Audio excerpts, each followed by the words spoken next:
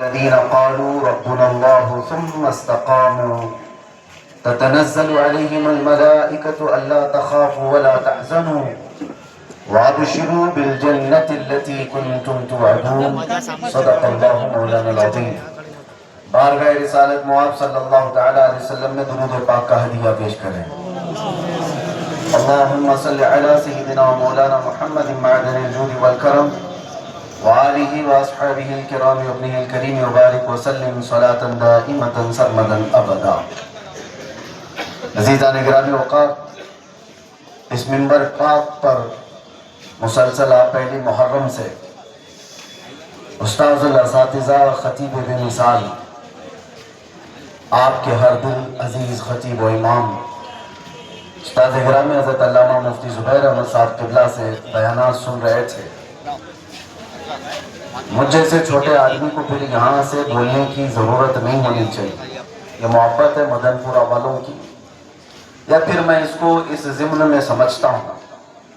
Content پورا جو ہے وہ لمبی ویڈیو میں ہوتا ہے 20 منٹ کی 25 منٹ کی. ہم تو شارٹ والے ہیں اور شارٹس کے لیے ہم آتے بھی ہیں. ہم چھوٹی چھوٹی سی چیزیں آپ کے سامنے دیں گے. مسلسل جو بیانات ہیں وہ آپ نے 10 دن سماعت کر لی، تاریخ بھی سن لی، واقعات بھی سن لیے، اس کی حکمتیں، بہت ساری چیزیں آپ نے سماعت کر لی. میں آپ کے سامنے شارٹس ہی دے سکتا ہوں، اور نوجوان اسی لیے آتے بھی ہیں، اور جس کو ضرورت ہے وہ شارٹس بھی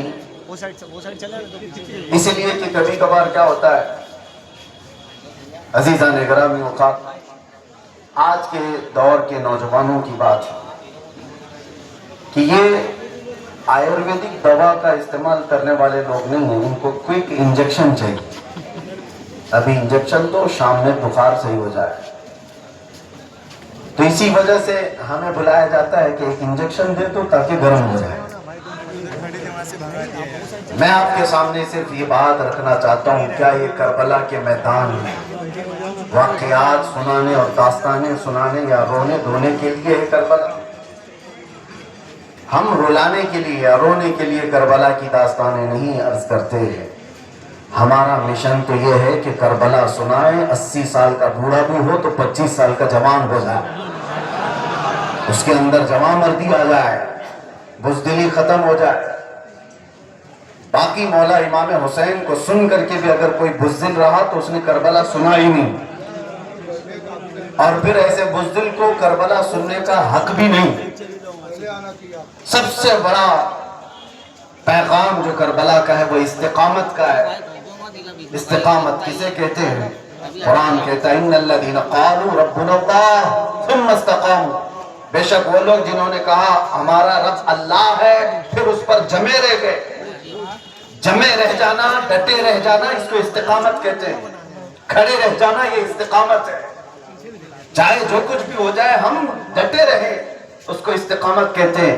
اور استقامت کی سب سے بڑی مثال کربلا کے میدان میں ملے گی. سرکار سیدنا امام علی مقام نے ہر طرح کی چیزیں دیکھ لی. میرے عزیزوں، شہادتیں، قربانیاں، وہاں کی موتیں عام نہیں ہے. یہ صرف اور صرف ہم کرسیوں پر بیٹھ کر کے سن کے چلے جاتے ہیں. ریئلائز کرو گے تو ایک بہت بڑی بات ہے. پریکٹیکل دیکھ بھی نہیں سکتے. ذرا اپنے گھر جاؤ اور اپنے بچے کا کٹا ہوا ہاتھ دیکھ سکتے ہو؟ کسی کا اکھڑا ہوا ناخن دیکھ سکتے ہو؟ کیا اپنے گھر میں کسی عزیز کو چھلنی ہوتے ہوئے دیکھ سکتے ہو؟ باپ کی روح تڑپ جائے گی، ماں بے قرار ہو جائے گی. اور سرکار امام حسین نے ایک بچے کے نہیں، اپنے خاندان کے 22 لوگوں کی موتیں دیکھی ہیں. 22 لوگوں کی. اس طرح سے اپنے رفقا، اپنے تمام ساتھیوں کی لاشیں اٹھائی. اور ایسے ہی نہیں، کیا کوئی باپ اس منظر کو دیکھ کر کے بھی کھڑا رہ جائے کہ اس کے جوان بیٹے کے جسم پر گھوڑے دوڑ رہے ہو اور جسم کو ٹکڑے کیا جا رہا ہو، پھر بھی میدان پر ڈٹا رہ گیا؟ اس کو استقامت کہتے ہیں. استقامت آج کے دور کی نہیں، ہر زمانے کی ضرورت ہے. اسی لیے اقبال نے بہت اچھا کہا تھا، علی کا زیب و زین زندہ ہے، فاطمہ کا چین زندہ ہے، علی کا زیب و زین زندہ ہے، فاطمہ کا چین زندہ ہے۔ نہ پوچھ ان بے زبان کتابوں سے، جب بھی اذان ہو تو سمجھ لے حسین زندہ ہے، جب بھی اذان ہو تو سمجھ لو کہ حسین زندہ ہے۔ ہر زمانے کی ضرورت ہے امام حسین، اور وہ ایک صرف اور صرف مقابلہ یا ایک جنگ نہیں تھی۔ آج میں ایک سوال آپ سے کرتا ہوں، قیامت تک آنے والی ایک ایسی مثال اور ایک ایسا آئیڈیل دے کر کے گیا رسول اللہ صلی اللہ تعالیٰ علیہ وسلم کے اس عظیم نواسے نے۔ مجھے بتاؤ، اتنا بڑا مجمع ہے، منبر پر کسی جواری کو بیٹھنے دے سکتے ہو آپ؟ کسی شرابی کو آنے دے سکتے ہو؟ مصلی پر مسجدوں میں صفیں لگی ہوئی ہے، کوئی شرابی، کبابی، جواری، زناکار اگر آگے بڑھ جائے، کیا آپ اس کی ابتدا میں نماز پڑھنے کو تیار ہو؟ میاں شرابی جواری تو دور کی بات، داڑھی چھوٹی ہو تو اس کو پیچھے کھینچ لیتے ہیں۔ ہمارے یہاں تو امام کا معیار ہی بلند ہے، پائجامہ تک دیکھتے ہیں، مقتدی پیچھے لگے رہتے ہیں امام کیسے چلتا ہے، کیسے بیٹھتا ہے۔ تمہارا یہ مزاج بنا کیسے؟ تمہارا مصلی بالکل پاک و صاف ہونا چاہیے۔ یہ مزاج دیا ہے رسول اللہ کے نواسے ہیں، یہ مزاج دیا امام ہو تو ہر طرح کا پاک ہو۔ اگر امام حسین یزید کے ہاتھ میں ہاتھ دے دیتے تو قیامت تک کے لوگوں کے لیے ایک مثال بن جاتی کہ امام حسین جب فاسق و فاجر کو امیر المومنین مان سکتے ہیں تو ہم اپنی مسجدوں کا امام کسی شرابی کو کیوں نہیں بنا سکتے؟ دلیل بن جاتی۔ تو صرف کربلا ایک دن کا واقعہ نہیں تھا، یہ قیامت تک کے لیے دلیل تھا، قیامت تک آنے والے مسلمانوں کے لیے ایک مثال تھا۔ ہمارے عقیدوں کی، ہمارے اعمال کی حفاظت کی ہے رسول اللہ کے نواسے نے۔ آج بھی جو ہماری روایات زندہ ہے یہ حسین اعظم کا صدقہ ہے۔ ہمارے دین کو جن روایات نے زندہ رکھا ہے وہ مولا امام حسین کا صدقہ ہے۔ ڈر کر کے، سہم کر کے جینے والوں کے لیے بھی ایک بات میں کہوں گا، کربلا سنتے ہو ہر سال، پھر ڈر کیسے، خوف کیسے؟ تم اگر حسینی ہو تو یزیدیوں سے کبھی نہ ڈرو۔ ایک بات ہمیشہ یاد رکھنا، کچھ باتیں میں بتاؤں گا تو لوگوں کو بہت جلدی کلک ہو جائیں گی میں کیا کہہ رہا ہوں۔ یزید کا جیسے ہی دور آیا، خلیفہ بننے کا اس نے اعلان کیا، تو جانتے کیا کیا؟ گورنمنٹ جب قابو میں آئی تو سب سے پہلے اس نے جتنے بڑے بڑے لوگ ہیں سب کو زبردستی اٹھوایا، دھمکیاں دی، میری حکومت کو مان لو یا تو پھر اندر کر دیا جائے، گرفتار کیا جائے گا، قید کیا جائے گا یا مارا جائے گا۔ کچھ لوگوں کو جو ضمیر فروش ہیں ان کو پیسوں سے خرید لیا گیا۔ تو سمجھ میں آ رہی ہے بات؟ جب بھی کوئی ظالم تخت پر بیٹھے تو جو اثر و رسوخ والے ہیں ان کو یا تو خریدا جائے گا یا اگر بکتے نہیں ہیں تو جیل ڈالا جائے گا، اور جیل میں بھی اگر ان کا کچھ سودا نہیں ہوا تو پھر موت کے گھاٹ اتار دیا جائے گا۔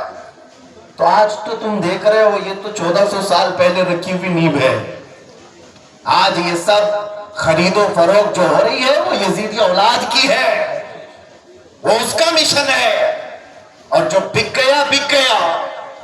لیکن یزید نے یہ سوچا تھا کہ تخت میرے ہاتھ میں آیا ہے، اچھے اچھوں کو میں نے اپنا ہم نوا بنا لیا، ملک شام میں، کوفہ میں، بصرہ میں، عراق میں، مصر میں، حتیٰ کہ حجاز میں اپنے ہم نوا بنا لیا، سب کو اپنا اس نے بنا لیا جس طرح سے۔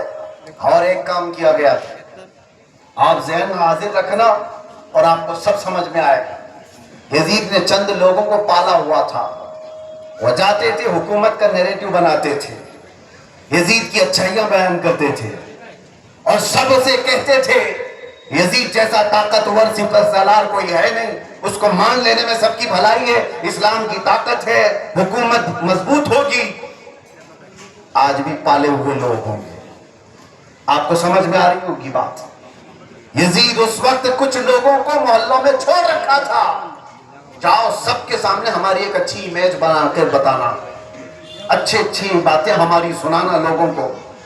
ایک جھوٹ کو 100 بار بول بول کر کے لوگوں کے دماغ میں ڈالا جا رہا تھا کہ یزیدی امیر المومنین۔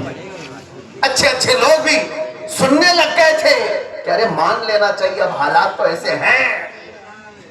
یہ گودی میڈیا اس زمانے کا تھا، جو یہ کام کر رہا تھا یزید کے پیسوں پر، اور ہوں بہو یہ ساری چیزیں ہم دیکھ رہے ہیں. کچھ نیا نہیں ہے میرے عزیزوں، کچھ نیا نہیں ہے.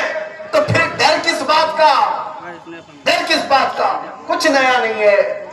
یزید یہ سارے